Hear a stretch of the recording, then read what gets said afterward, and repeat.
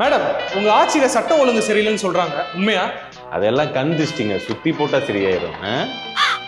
IPL போட்டிகளை தடை பண்ணதுக்கான காரணம் தெரிஞ்சுக்கலாமா? ஒரு குடும்ப தலைவியா யாராலையும் சீரியல் பார்க்க முடியலங்க. அவங்களோட சீரியல் பார்க்குற உரிமைக்காக தடை பண்ணிருக்கேனா?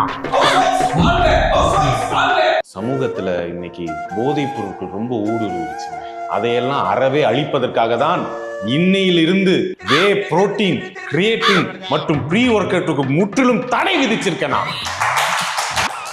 இதையும் தாண்டி ஏதாச்சும் இந்த ஃபிட்னஸ் இன்ஃப்ளூயன்சர்ஸ் இந்த சப்ளிமெண்ட்ஸ் எல்லாம் ப்ரோமோட் பண்ணா அவர்கள் அனைவரும் ஏன் சட்டம் அவர்கள் மீது பாயும். இளைஞர்கள் வேலை இல்லாம திண்டாடுறாங்களே, அதுக்கு ஏதாவது தீர்வு இருக்கா?